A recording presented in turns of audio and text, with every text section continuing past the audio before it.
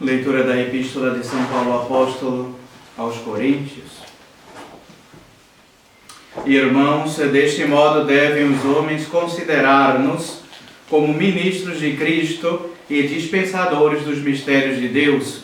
Ora, o que se requer nos despenseiros é que eles se achem fiéis. Quanto a mim, pouco me importa ser julgado por vós ou por qualquer outro tribunal humano, pois nem mesmo ainda a mim eu me acuso. Porque de nada me argue a consciência, mas nem por isto estou justificado, pois o Senhor é quem me julga. Pelo que não julgueis antes do tempo marcado para a vinda do Senhor, o qual não só porá às claras o que se acha escondido nas trevas, mas ainda manifestará os desígnios dos corações. E então cada um terá de Deus o louvor merecido. Seguido do Santo Evangelho segundo São Lucas. No ano 15º do império de Tibério César, sendo Pôncio Pilatos governador da Judeia, Herodes tetrarca da Galileia, seu irmão Filipe tetrarca da Itureia e da província de Draconites, e Lisânias tetrarca de Abilina, sendo príncipes dos sacerdotes Anás e Caifás. A palavra do Senhor fez-se ouvir a João, filho de Zacarias, no deserto, e veio por toda a região do Jordão, pregando o batismo de penitência para a remissão dos pecados. Assim como está escrito no livro do profeta Isaías: voz do que clama no deserto, preparai o caminho do Senhor, endireitai as suas veredas. Todo vale será cheio, e todo monte outeiro será arrasado, e os maus caminhos serão endireitados, e os ásperos serão planos, e todo homem verá o Salvador enviado por Deus. Ave Maria, cheia de graça, o Senhor é convosco, bendita sois vós entre as mulheres, e bendito é o fruto do vosso ventre, Jesus. Santa Maria, Mãe de Deus, rogai por nós, pecadores, agora e na hora de nossa morte. Amém. Louvado seja nosso Senhor Jesus Cristo. Para sempre seja louvado. Em nome do Padre, do Filho e do Espírito Santo. Amém. Podem sentar-se.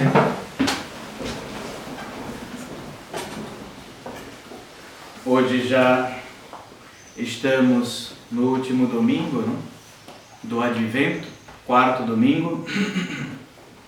Estamos próximos já da natividade, do nascimento de nosso Senhor Jesus Cristo. Então, antes, alguns avisos, né?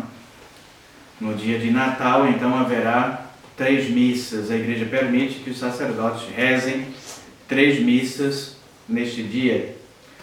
Assim como também no dia de finados, no dia de defuntos, os padres também rezam 3 missas pelas almas, né? E no Natal, então, haverá a missa tradicional do galo, que é à meia-noite, né? E depois, às 8 horas da manhã, haverá a missa da aurora e a missa do dia, então, de Natal, propriamente, às 11 horas da manhã, no mesmo horário do domingo.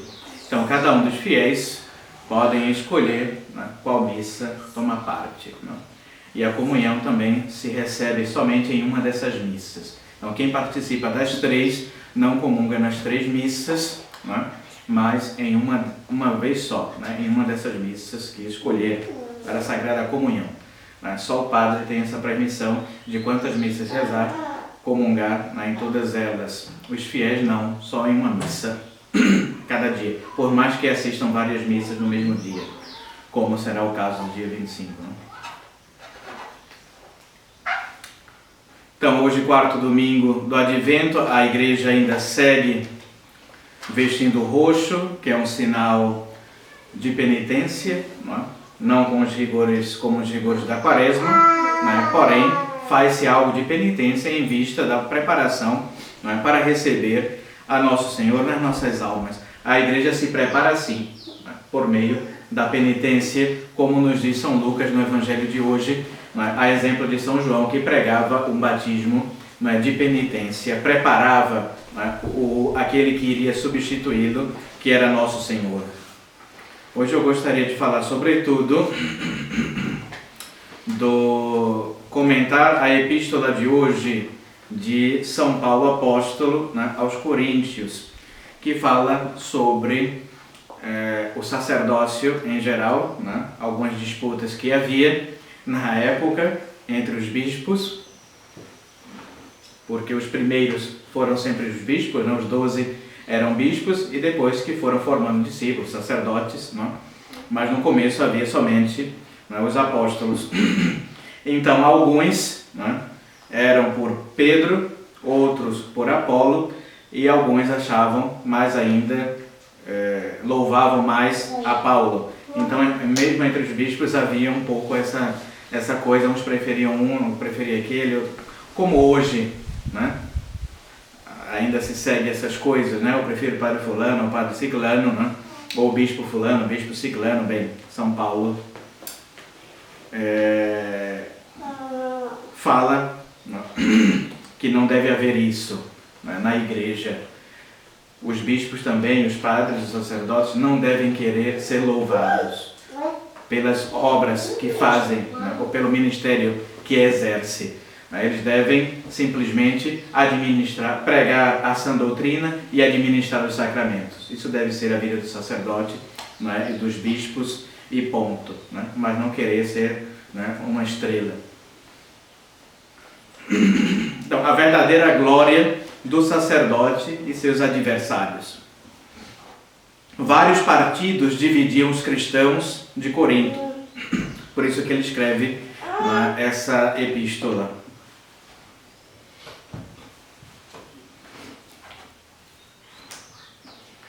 Então, pendiam, alguns se inclinavam para Pedro, admirando-lhe o inigualável poder, outros para Apolo, exaltando-lhe a arte da oratória, outros, enfim, para São Paulo, celebrando-lhe a incansável atividade missionária. Tal cisão em que os evangelizadores e ministros do Evangelho eram estimados antes pelas qualidades naturais, como eu digo, às vezes São Pedro, por exemplo, a cura de alguém, outro porque pregava bem, outro porque era um grande missionário. Então, ou seja, às vezes se dava essas divisões por essas questões naturais que cada um tinha. Então, muitos estimados antes por qualidades naturais do que venerados pela missão divina a eles confiada. Igualava-os aos simples homens deste mundo.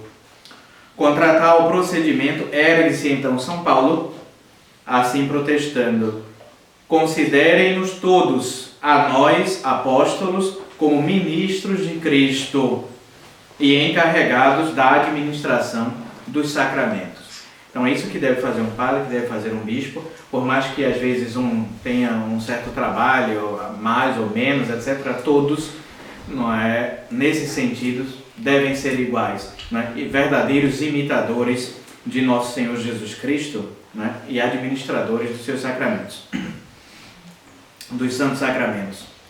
Ordinariamente, para que se ordena um padre, o que é que faz o padre, se não rezar a Santa Missa, confessar, dar a extrema-unção, fazer casamentos, ou seja, administrar os sacramentos. Essa é a vida do sacerdote. Padre, mas o senhor deveria fazer coisas extraordinárias, fazer milagres, prodígios, curar os cegos, fazer os surdos ouvirem, construir uma basílica, um santuário, fazer grandes coisas. Não, o nosso trabalho não é esse. Será uma consequência do nosso trabalho.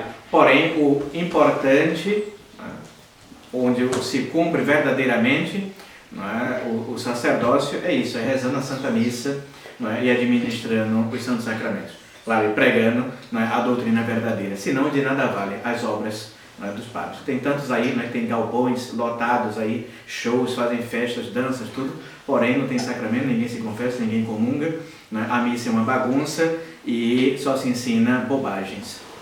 Então de nada serve esse sacerdócio, é vazio, por mais que tenham as estruturas, ou aparentem algo de católico. Por exemplo, dê uma assistência social, dá um prato de sopa aqui e ali, dá uma cesta básica para alguém, um assistencialismo, ou se planta uma árvore e pronto, se acha que aquilo ali, né, é um sacerdócio católico. Então, frase lapidar que desejaria esculpir nos corações de todos os cristãos. Pois se em meio de tantos clamores, quantos contra os sacerdotes se levantam, parecem-nos consolar os elogios, vez ou outra, dispensados a figuras eclesiásticas. Na realidade, pouco se avantajam os encômios aos insultos. Então, muitas vezes também, não é, se tecem alguns louvores aos sacerdotes, aos bispos e tudo, aos prelados, à hierarquia eclesiástica, mas muitas vezes, ou no mais das vezes, também, além dos elogios, vem muita calúnia e insulto, né, difamação contra o clero. E isso vamos tratar mais adiante. Então, com efeito, a quem exaltam, via de regra, a um prelado pela posição social, por ele ocupada, a um eclesiástico, a quem as academias abriram as portas,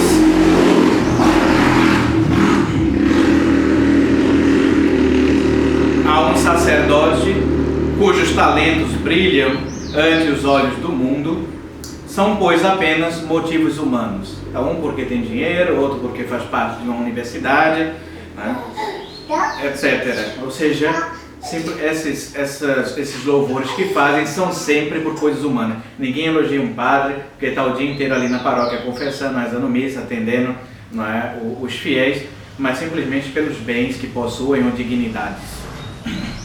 Motivos humanos. Estima-se o homem, não o ministro de Deus. Ora, é justamente contra tal procedimento que se insurge o apóstolo Paulo. Sem desprezar os belos dotes de Deus, considerar o sacerdote apenas sob esse aspecto, né, humano, é rebaixá-lo.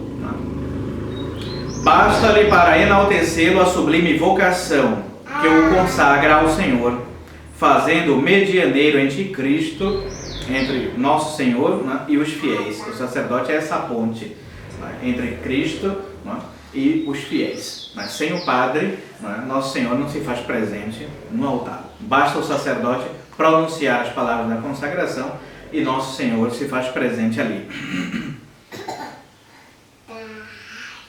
Assim é que o humilde vigário, o pároco, né, a ensinar o catecismo aos sertanejos, não é inferior ao grande teólogo a discutir nas universidades sobre os mistérios da religião ou a desvendar os arcanos da ciência humana. Então não há diferença entre um simples padre, como o Curadás, por exemplo, que um pároco de aldeia, um vigário que ensina o catecismo às pessoas rudes, e um outro que vive na Sorbonne, nas universidades aí de Paris, né, ou em grandes outras, discutindo sobre as matérias de religião, de ciência humana. Um não é inferior ao outro. E o generoso missionário também, feito índio com os índios, é digno da mesma reverência que nas grandes capitais reservamos aos vigários das maiores paróquias. A excelsa honra com que Deus distingue seus ministros dispensa-nos de buscar em argumentos humanos motivos de exaltação. As razões de sua glória estão no céu. Por que então procurá-la, né, aqui na terra?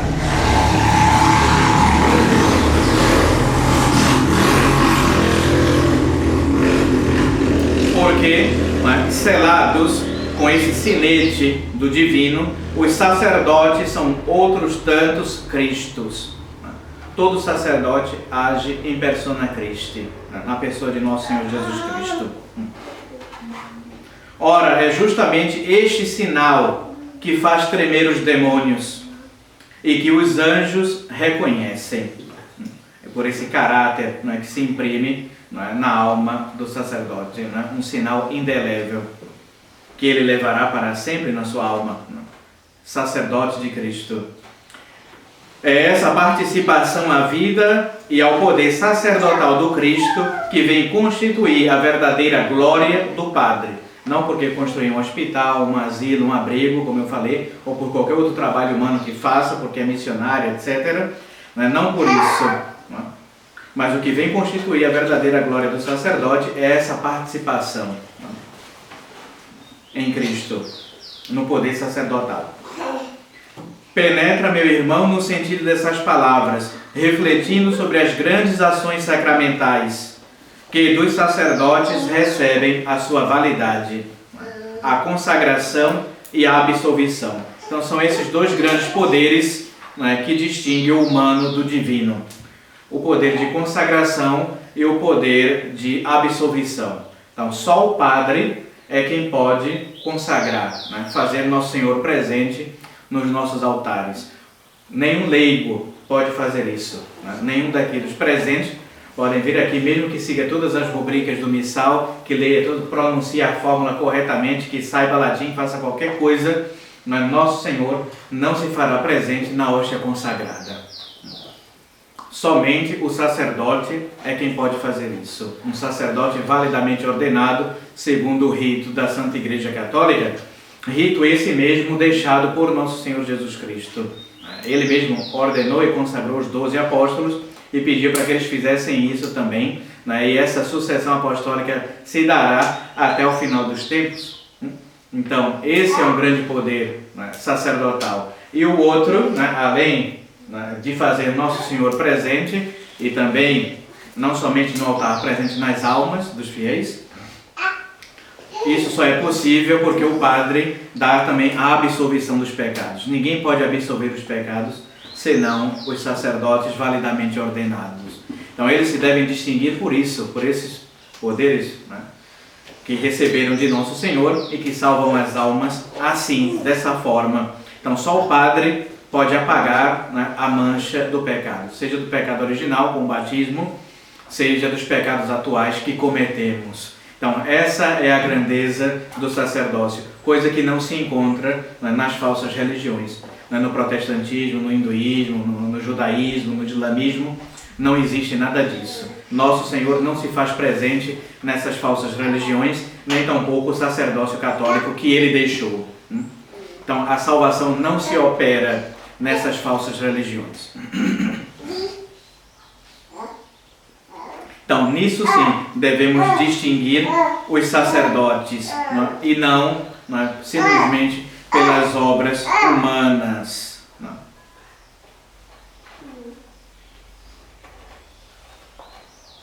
O sacerdote, então, é o verdadeiro representante de Jesus Cristo, a renovar no altar a paixão e morte do Senhor, e no sacramento da penitência a dispensar o perdão de Deus.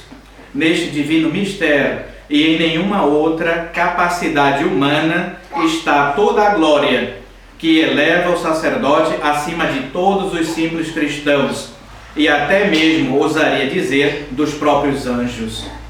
Dizia o santo cura de Ars, São João Maria Vianney, padroeiro, patrono dos sacerdotes, quando encontrasse um padre e um anjo, dizia São João Maria Vianney, antes cumprimentaria o padre e depois o anjo.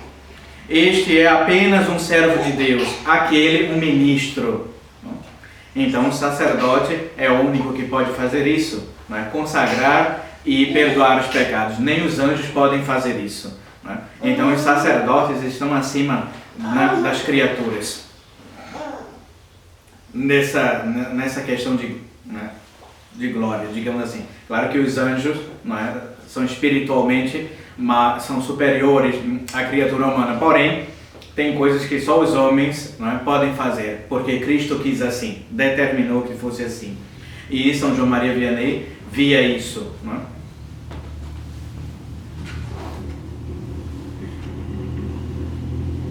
Então, alguns ignoram essas verdades,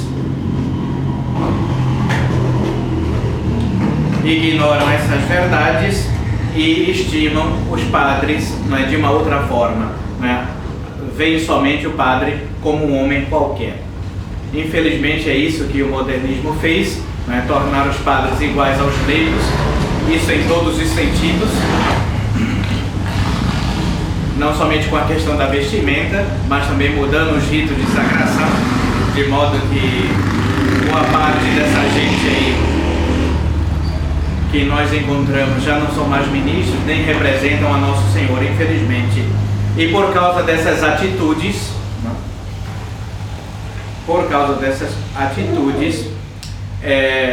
caluniam e criticam os sacerdotes. Então, quem lhes ignora a triste habilidade em servir-se de todos os meios para enlamear a fama do clero. Então, muita gente não entende essa dignidade sacerdotal e vê os padres, muitas vezes, por aí, sobretudo atualmente, começam a difamar e a caluniar o clero católico. Isso não se pode fazer.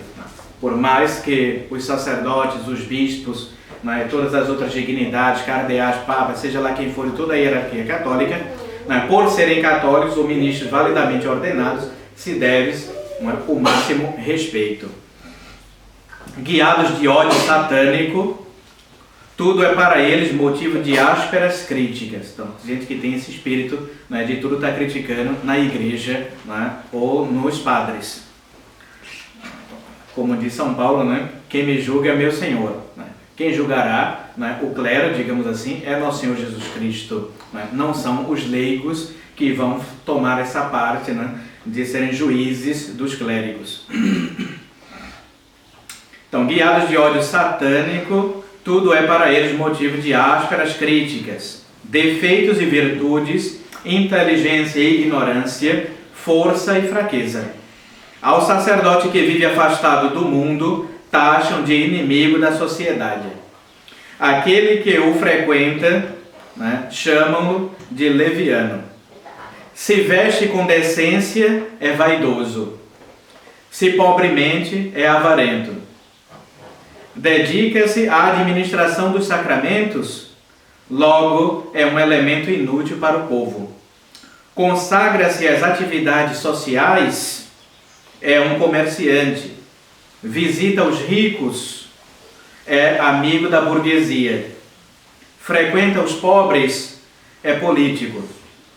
Se usa de fineza, é um mundano. Se é comedido, é um vilão. Ao sacerdote que socorre a família, acusam de nepotista. Se deixa de auxiliá-la, é um homem sem coração. Se perdoa, é um covarde. Se reage, não tem caridade. Se trabalha, é interesseiro. E se repousa, é preguiçoso. Se reza, é fingido. Se prega, é orgulhoso. Decididamente, não há método de vida onde o padre possa abrigar-se. Ou seja, crítica sempre vai ter. Todo mundo fica sempre à espreita, dos padres, para depois sair difamando e caluniando. E de fato a gente nunca faz nada de bom, sempre desagrada. Ouse, embora dizer com São Paulo que não é deles que espera a sua sentença. E pouco importa ser julgado por eles ou por qualquer homem. Ainda assim, a difamação não deixa de atingir a própria igreja. Hoje, o que mais é assolado com esse tipo de difamação é a Igreja Católica. Não somente os padres é alvo dessa crítica, os bispos, da hierarquia, mas também a própria igreja. Nas escolas, nas universidades, a gente já nasce tendo ódio à religião. Fora a forma de viver atual, que é absolutamente contrária à vida católica. Então haverá sempre esse ódio. Porém, como diz São Paulo, não é essa gente, não são as pessoas que nos julgarão. Quem vai nos julgar é nosso Senhor no último dia.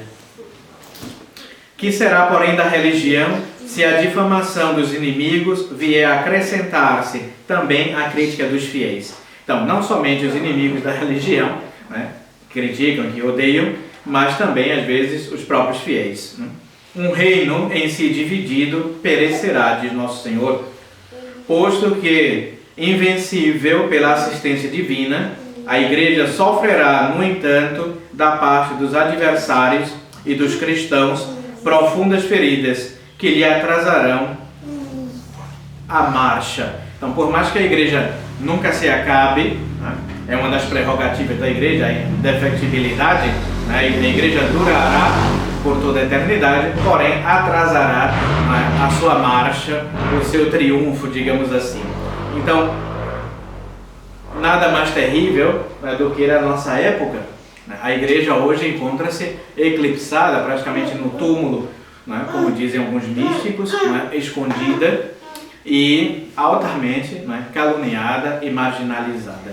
Porém, a igreja sobrevive e sobreviverá, né, seja por calúnias, difamações, intrigas, confusões, infiltrações, né, seja lá o que for que fizerem com a religião, isso não a extinguirá, né, jamais, ou deixará de existir jamais. Né? Então é ter confiança, ter paciência, né? Nós não vamos agradar a todos, de maneira alguma.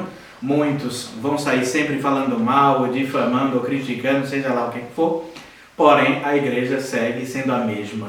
Né? E lembrar sempre, né, que os ministros são representantes de Nosso Senhor, não são Nosso Senhor. E que a igreja, os ministros, tampouco são a igreja, fazem parte da igreja, fazem parte do corpo místico de Cristo. Né? A igreja é, como diz o Papa Pio XII, o corpo místico de Nosso Senhor Jesus Cristo. Nós somos membros da igreja. E muitas vezes, tristemente, os sacerdotes, né, não refletem a Cristo. Como nós dizemos, né, e falamos nos retiros vocacionais sempre, né, o sacerdote deve ser sempre, né, um vidro, né, um translúcido, né, de modo que quando você olha, você vê um transparente, né, você consegue enxergar. Né, você olha o padre, né, e vê Cristo. Agora, infelizmente, né, nem todos são assim, por conta das fragilidades e debilidades humanas. Porém, isso não quer dizer nada. Né? Nosso Senhor é quem vai julgá-los, seja lá quem for, né, pode ser eu ou qualquer um outro, é Nosso Senhor quem vai julgar, e nós devemos levar a nossa vida católica, porque seremos julgados, né, também pelo próprio Deus. Então, todo mundo deve, né, manter e levar a sua vida católica. Não somente os sacerdotes são chamados a um alto grau de santidade, por conta da dignidade sacerdotal, pelo que eu falei aqui, por causa do poder de consagrar e de perdoar os pecados, mas também os fiéis, cada um de acordo, né, com a sua forma de vida, né, com o seu estado de vida. Todos devem manter a santidade, né, a seu modo. Rezemos, peçamos a intercessão de Nossa Senhora, ela que é a mãe de todos nós, mãe sobretudo, né, dos sacerdotes, dos bispos, né, da hierarquia católica, ela está sempre velando pela igreja, e que também, né, se faça presente nos nossos lares, nas nossas famílias, na nossa casa, e nos momentos mais difíceis que precisarmos, né, recorrer sempre a ela. Nossa Senhora está sempre de braços abertos, juntamente com o seu filho, né, que morreu na cruz também de braços abertos, está sempre ali, coração aberto também, esperando, né, que os fiéis se aproximem, né, e peçam ajuda, um auxílio. E por meio de Nossa Senhora virá com certeza todas as graças que desejamos, inclusive de levarmos uma vida, não é, irrepreensível aos olhos dos homens e aos olhos de Deus. Ave Maria Puríssima, sem pecado. Em nome do Padre, do Filho e do Espírito Santo. Amém.